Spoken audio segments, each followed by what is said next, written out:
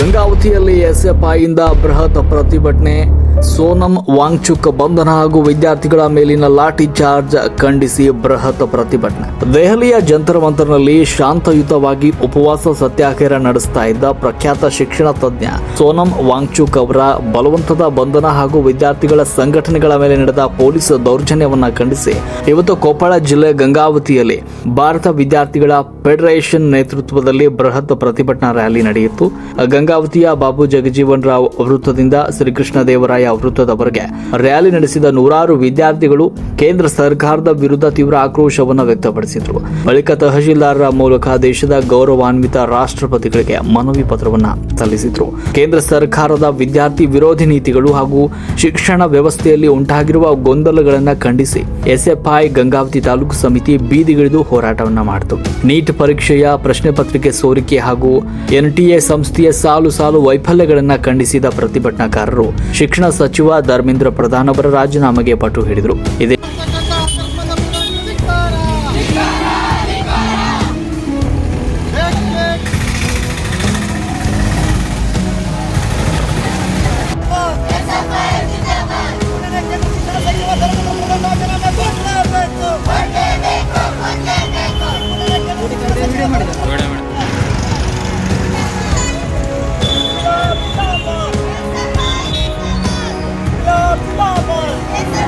ಈ ವೇಳೆ ಮಾತನಾಡಿದ ಎಸ್ಎಫ್ಐ ಜಿಲ್ಲಾ ಕಾರ್ಯದರ್ಶಿ ಬಾಲಾಜಿ ಚಳ್ಳಾರಿ ಅವರು, ದೇಶದಲ್ಲಿ ಪರೀಕ್ಷಾ ಅಕ್ರಮಗಳಿಂದಾಗಿ ವಿದ್ಯಾರ್ಥಿಗಳು ಕಂಗಾಲಾಗಿದ್ದು ಹಲವು ವಿದ್ಯಾರ್ಥಿಗಳು ಆತ್ಮಹತ್ಯೆಗೆ ಶರಣಾಗ್ತಾ ಇರುವುದು ಅತ್ಯಂತ ಆತಂಕಕಾರಿ ವಿಷಯ ಅಂತ ಹೇಳಿದರು.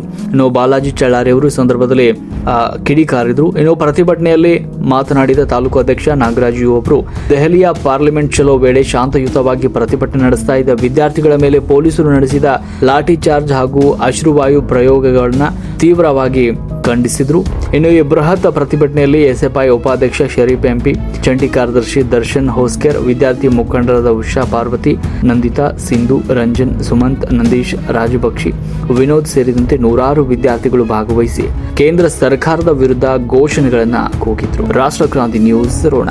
ಮಾನ್ಯ ನಮ್ಮ ದೇಶದ ಪ್ರಧಾನಮಂತ್ರಿ ಅನಿಸಿಕೊಂಡಿರ್ತಕ್ಕಂಥ ಒಂದು 56 ಎದೆಯ ಒಂದು ಬಂಟ ಅನಿಸಿಕೊಂಡು ಹೇಳಿರ್ತಕ್ಕಂಥ ಒಂದು ಮೀಡಿಯಾಗಳ ಮುಂದೆ ಬಂದು ಇವತ್ತು ವಿದ್ಯಾರ್ಥಿಗಳ ಸಮಸ್ಯೆಗಳನ್ನು ಬಗೆಹರಿಸ್ತೇನೆ ಒಂದು ಸಂಸತ್ತಿನ ಮೂಲೆಯಲ್ಲಿ ಕೂತ್ಕೊಂಡಿರ್ತಕ್ಕಂಥ ಎಡಿ ಪ್ರಧಾನಮಂತ್ರಿ ನರೇಂದ್ರ ಮೋದಿ ಅವರೇ ಈ ಮೂಲಕ ಭಾರತ ವಿದ್ಯಾರ್ಥಿ ಫೆಡರೇಷನ್ ಎಚ್ಚರಿಕೆ ನೀಡ್ತಕ್ಕಂಥದ್ದು ಮತ್ತು ತಮಗೆ ಮನವರಿಕೆ ಮಾಡ್ತಕ್ಕಂಥದ್ದು ಏನಂತಂದರೆ ಈ ಕೂಡಲೇ ನೀವು ಸಾರ್ವಜನಿಕರ ಮಧ್ಯೆ ಬಂದು ವಿದ್ಯಾರ್ಥಿಗಳ ಮಧ್ಯೆ ಬಂದು ಬಹಿರಂಗವಾಗಿ ಕ್ಷಮೆ ಕೇಳಬೇಕಂತೇಳಿ ಆಗ್ರಹಿಸ್ತದೆ.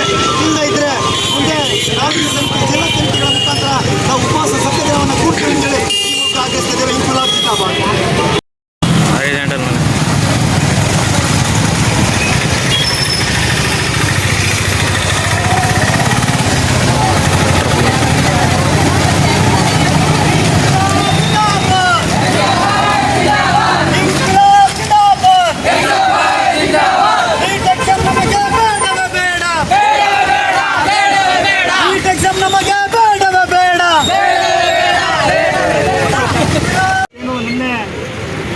ದೆಹಲಿಯಲ್ಲಿ ಜಂತರ್ ಮಂತರ್ನಲ್ಲಿ ಸುಮಾರು ಸಾವಿರಾರು ವಿದ್ಯಾರ್ಥಿಗಳು ಒಂದು ನೀಟ್ ಹಗರಣವನ್ನು ಖಂಡಿಸಿ ಎನ್ಟಿಎಯನ್ನು ರದ್ದು ಮಾಡಬೇಕಂತೇಳಿ ಅದ್ರ ಜೊತೆಗೇನೆ ಇವತ್ತು ಕೇಂದ್ರ ಶಿಕ್ಷಣ ಸಚಿವರಾಗಿರ್ತಕ್ಕಂಥ ಧರ್ಮೇಂದ್ರ ಪ್ರಧಾನ್ ಅವರು ರಾಜೀನಾಮೆ ನೀಡಬೇಕಂತೇಳಿ ಬೃಹತ್ ಪ್ರತಿಭಟನೆಯನ್ನು ಮಾಡ್ತಾ ಇದ್ರು. ಆಮೇಲೆ 20 ದಿನಗಳಿಂದ ಸೋನಂ ವಾಂಗ್ಚುಕ್ ಅವರು ಉಪವಾಸ ಸತ್ಯಾಗ್ರಹವನ್ನು ಕೂತ್ಕೊಂಡಿದ್ರು. ನಿನ್ನೆ ದಿನ ಇವತ್ತು ಅಲ್ಲಿರ್ತಕ್ಕಂಥ ಒಂದು ಕೇಂದ್ರ ಸರ್ಕಾರ ಒಂದು ಶಾಂತ ರೀತಿಯಾಗಿ ನಡೀತಕ್ಕಂಥ ಹೋರಾಟವನ್ನು ಏಕಾಏಕಿಯಾಗಿ ಒಂದು ವೇದಿಕೆ ಮೇಲೆ ಸಿವಿಲ್ ಡ್ರೆಸ್ ಮೇಲೆ ಪೊಲೀಸರನ್ನ ಛೂ ಬಿಟ್ಟು ಇವತ್ತು ಸೋನಂ ವಾಂಗ್ಚುಕ್ ಅವ್ರನ್ನ ಬಂಧನ ಮಾಡಿದ್ದಾರೆ. ಇವತ್ತು ಆಸ್ಪತ್ರೆಗೆ ದಾಖಲು ಮಾಡ್ತೀವಿ ಅಂತಕ್ಕಂಥ ಒಂದು ಕುಂಟು ನೆಪ ಹೇಳಿ ಇವತ್ತು ಹೋರಾಟಗಳನ್ನು ಹತ್ತಿಕ್ಕತಕ್ಕಂಥ ಒಂದು ಕೆಲಸ ಮಾಡಿದ್ದಾರೆ. ಅದ್ರ ಜೊತೆಗೇನೆ ಇವತ್ತು ವಿದ್ಯಾರ್ಥಿಗಳ ಮೇಲೆ ಅಶ್ರುವಾಯು ದಾಳಿಯನ್ನು ಮಾಡಿದ್ದಾರೆ, ಟೈರ್ ಬಾಂಬ್ಗಳ ದಾಳಿಯನ್ನು ಮಾಡ್ತಾ ಇದ್ದಾರೆ. ಜೊತೆಗೆ ಇವತ್ತೇನು ಲಾಠಿ ಚಾರ್ಜ್ ಕೂಡ ಅನೌನ್ಸ್ ಮಾಡಿದ್ದಾರೆ. ಈ ಒಂದು ಕೇಂದ್ರದ ಒಂದು ಶಿಕ್ಷಣ ವಿರೋಧಿ ನೀತಿಯಿಂದಾಗಿ ಇವತ್ತು ಸಾವಿರಾರು ವಿದ್ಯಾರ್ಥಿಗಳು ಗಾಯಗಳಿಗೆ ಒಳಗಾಗಿದ್ದಾರೆ. ಇವತ್ತು ನಿಮ್ಗೆ ಗೊತ್ತಿರ್ಬೋದು, ಇದೇ ಒಂದು ನೀಟ್ ಹಗರಣದಿಂದಾಗಿ ಸುಮಾರು 21 ವಿದ್ಯಾರ್ಥಿಗಳು ಸೂಸೈಡ್ ಮಾಡ್ಕೊಂಡಿದ್ದಾರೆ. ಈ ಒಂದು ವಿದ್ಯಾರ್ಥಿಗಳು ಸೂಸೈಡ್ ಮಾಡ್ಕೊಂಡಿರ್ತಕ್ಕಂಥ ವಿಷಯ ಅಲ್ಲ, ಇದು ನಮ್ಮ ಭಾರತದ ಒಂದು ಕೇಂದ್ರ ಸರ್ಕಾರದ ಒಂದು ಎಜುಕೇಷನ್ ಸಿಸ್ಟಮ್ ಏನಿದೆ, ಈ ಒಂದು ಸಿಸ್ಟಮ್ ಇವತ್ತು ವಿದ್ಯಾರ್ಥಿಗಳನ್ನ ಬಲಿ ಪಡೆದಿದೆ. ಈ ಎಲ್ಲ ಒಂದು ಬಲಿ ಪಡೆದಿರ್ತಕ್ಕಂಥ ಹೊಣೆಗಾರಿಕೆಯನ್ನು ಕೇಂದ್ರ ಶಿಕ್ಷಣ ಸಚಿವರು ತಮ್ಮ ಮೇಲೆ ಹೊತ್ಕೊಂಡು ಈ ಕೂಡಲೇ ರಾಜೀನಾಮೆ ನೀಡಬೇಕಂತೇಳಿ ಈ ಮೂಲಕ ಭಾರತ ವಿದ್ಯಾರ್ಥಿ ಫೆಡರೇಷನ್ ಗಂಗಾವತಿ ತಾಲೂಕು ಸಮಿತಿ ಒತ್ತಾಯಿಸ್ತಾರೆ ಬಂಧುಗಳೇ. ಅದ್ರ ಜೊತೆಗೇನೆ ಇವತ್ತು ನಾವು ಸಾಂಕೇತಿಕವಾಗಿ ಬೀದಿಗಿಳಿದಿದ್ದೀವಿ. ಇವತ್ತು ನಿಮ್ಮೆಲ್ಲರಿಗೂ ಕೂಡ ಗೊತ್ತಿದೆ, ಇವತ್ತು ಎಕ್ಸಾಮ್ ಬರೆದಿರ್ತಕ್ಕಂಥದ್ದು ಸುಮಾರು 22 ಲಕ್ಷ ವಿದ್ಯಾರ್ಥಿಗಳು. ಆದರೆ ಈ ಒಂದು ಸುಮಾರು ಕಳೆದ 10 ವರ್ಷಗಳಲ್ಲಿ ಈ ವಿದ್ಯಾರ್ಥಿಗಳ ತಮ್ಮೆಲ್ಲರೂ ಕೂಡ ಮುಖ್ಯವಾಗಿ ವಿಷಯ ಗಮನದಲ್ಲಿರಬೇಕು.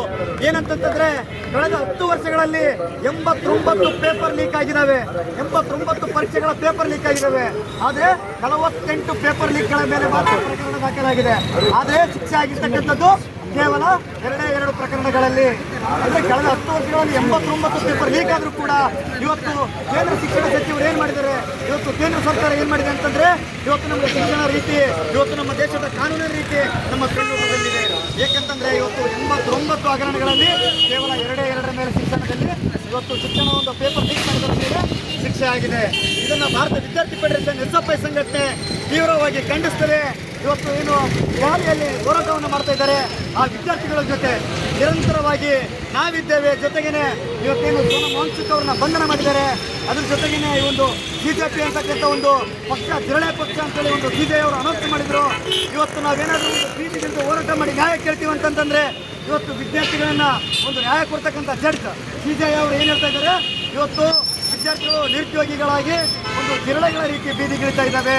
ಮನೆ CJI ಅವರೇ ಈ ಮೂಲಕ ಭಾರತ ವಿದ್ಯಾರ್ಥಿ ಫೆಡರೇಷನ್ ತಮಗೆ ಎಚ್ಚರಿಕೆ ನೀಡ್ತಕ್ಕಂಥದ್ದು ಏನಂತಂದ್ರೆ, ಇವತ್ತು ನ್ಯಾಯ ಕೇಳೋದು ನಿಮ್ಮ ಪ್ರಕಾರ ಜಿರಳೆಗಳಾಗಿದ್ರೆ ಹೌದು, ನಾವು ಜಿರಳೆಗಳ ನ್ಯಾಯ ಕೇಳ್ತೀವಿ, ಇವತ್ತು ಹೋರಾಟದ ಮುಖಾಂತರ ನಮ್ಮ ಹಕ್ಕನ್ನು ಪಡ್ಕೊಳ್ತೀವಿ ಅಂತೇಳಿ ಈ ಮೂಲಕ ನಿಮಗೆ ಎಚ್ಚರಿಕೆಯನ್ನು ನೀಡಿ SFI ಸಂಘಟನೆ ಹೋರಾಟವನ್ನು ನಿರಂತರವಾಗಿ ಮುಂದುವರಿಸ್ತದೆ.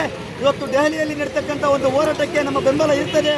ಇವತ್ತೇನು CEC ಕರೆ ಅಂತ ಕೊಟ್ಟಿದೆ, ಮುಂದೆ ಈ ಕೂಡಲೇ ನೀವು ಆ ಒಂದು ವಿದ್ಯಾರ್ಥಿಗಳ ಮೇಲೆ ಲಾಠಿ ಚಾರ್ಜ್ ಮಾಡಿದ್ದನ್ನ ಇಂದು ನೇತೃತ್ವದಲ್ಲಿ ಪ್ರತಿಭಟನೆ ಮಾಡಿ, ಪ್ರತಿಭಟನೆ ಉದ್ದೇಶ ಏನಂತಂತಂದ್ರೆ ಇಡೀ ದೇಶದಲ್ಲಿ ರಾಜ್ಯದಲ್ಲಿ ಲಕ್ಷಾಂತರ ವಿದ್ಯಾರ್ಥಿಗಳು ನೀಟ್ ಪರೀಕ್ಷೆಯನ್ನು ಅದರ ಸಮಸ್ಯೆಗಳನ್ನು ಪ್ರತಿ ವರ್ಷ ಎದುರಿಸ್ತಾ ಇದ್ದಾರೆ.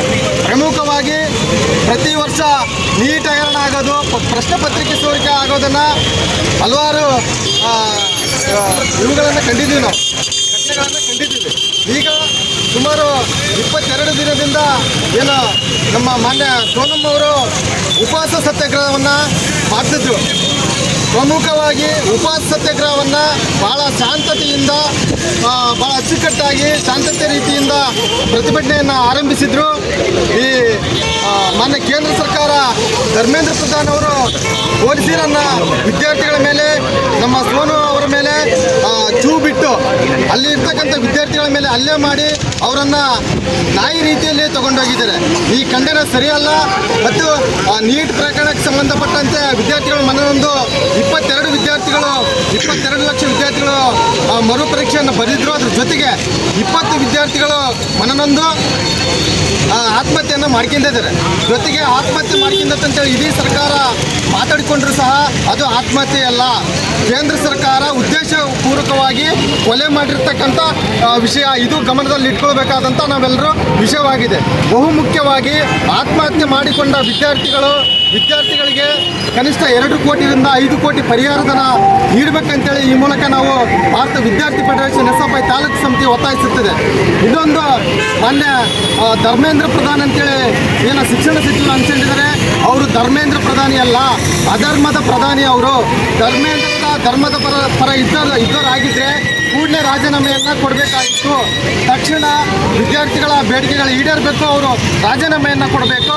ಮತ್ತು ಅದರ ಜೊತೆಗೆ ಮೃತ ವಿದ್ಯಾರ್ಥಿಗಳಿಗೆ ಪರಿಹಾರವನ್ನು ಘೋಷಣೆ ಮಾಡಬೇಕಂತೇಳಿ ಈ ಮೂಲಕ SFI ತಾಲೂಕು ಸಮಿತಿ ಒತ್ತಾಯಿಸುತ್ತದೆ. ಜೊತೆಗೆ ಅವ್ರೇನಾದರೂ ರಾಜೀನಾಮೆ ಕೊಟ್ಟಿಲ್ಲ ಅಂತಂದರೆ ಉಪವಾಸ ಸತ್ಯಾಗ್ರಹ ನಾವು ತಾಲೂಕು ಸಮಿತಿಯಿಂದ, ಜಿಲ್ಲಾ ಸಮಿತಿಯಿಂದ ರಾಷ್ಟ್ರ ಮಟ್ಟದವರೆಗೆ ನಾವು ಒಯ್ತೀವಿ.